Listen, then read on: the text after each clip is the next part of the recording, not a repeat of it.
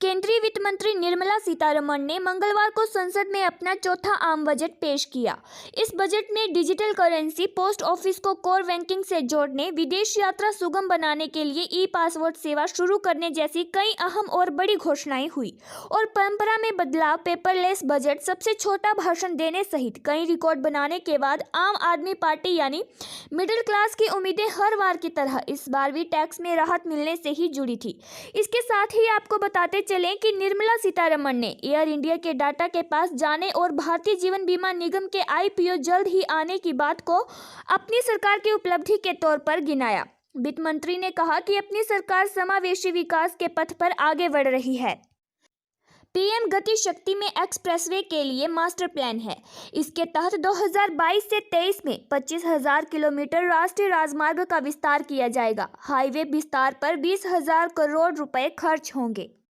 पहाड़ी क्षेत्रों में पारंपरिक सड़कों के लिए राष्ट्रीय रोपवे विकास कार्यक्रम को पीपीपी मोड में लिया जाएगा, जिससे पर्यटन को बढ़ावा मिलेगा। डिजिटल यूनिवर्सिटी भी बनाई जाएगी।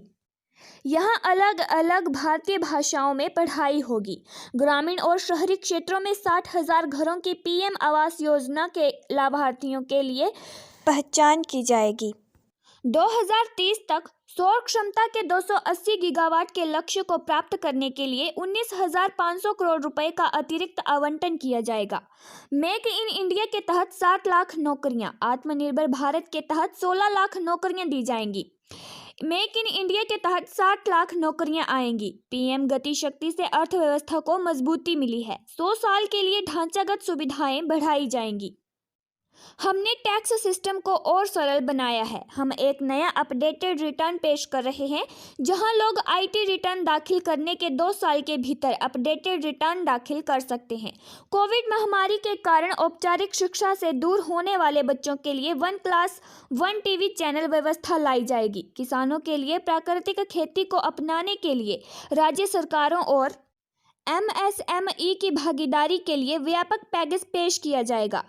44,605 करोड़ रुपए के केन वेटवा लिंक का कार्यान्वयन होगा। इससे 9 लाख हेक्टेयर भूमि की सिंचाई की व्यवस्था होगी।